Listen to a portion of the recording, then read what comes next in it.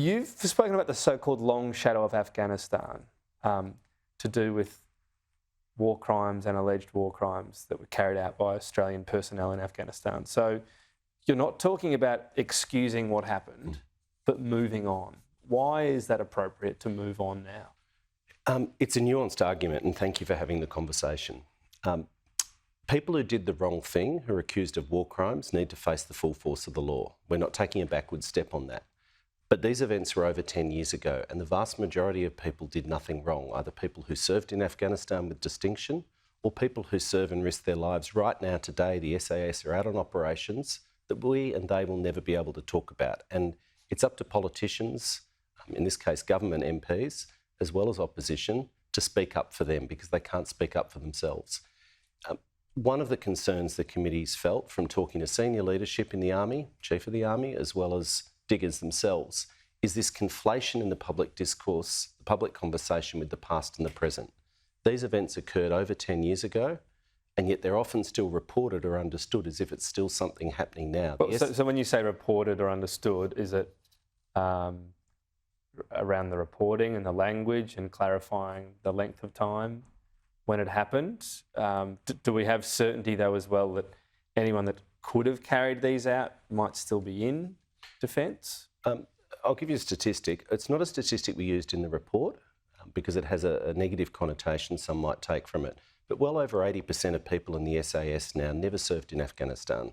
The reason I didn't put it in there very consciously is I don't want in any way to imply that most people who served in Afghanistan did anything wrong, because they did not. And that's the point. But you're not necessarily tainted because you were there at the time, but you're saying the vast majority could not, there's no possibility they did anything wrong because they weren't there.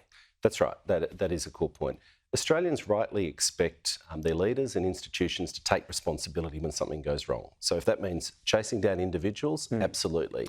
Okay. But the SAS has transformed and changed, and we need to recognise that and draw a line in the sand. Just finally, another chair hat that you have on in terms of the national or the referral to the National Anti-Corruption Commission, Stuart Robert. What you did was published in public. Why not just leave it up to the NAC to decide if they wanted to look into it? Why that direct referral? Well, that's exactly what we're doing. The recommendation and the report are very carefully written and they're very clear. We are referring the evidence that we have gathered through the inquiry for examination so that the NAC can decide, as is their statutory responsibility, whether or not they conduct an investigation. They could do it without the referral though too, couldn't they?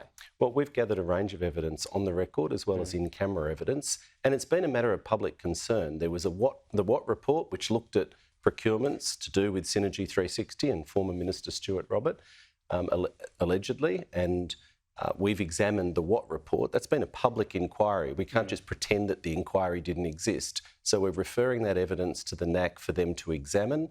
What they do with it, rightly, is a matter for the Independent Corruption Commission. Is the real test going to be for Labor when you're actually willing to refer one of your own? There'll be accusations one day, there always are, against MPs. Do you feel as though your party will be just as unflinching in just passing on to the NAC and saying they should? I've made the point publicly that I don't think it's helpful. The Greens political party do it, that's a matter for them. I don't think it's helpful that individual politicians bandy around accusations and, I'm going to dob you into the NAC. This is a different instance where there's been a parliamentary inquiry over many months. It's received serious evidence, conflicting evidence, and Mr Robert and his associates have said they've done nothing wrong, as is their right. We've referred that conflicting evidence because we don't have the investigative powers we need to further delve into it.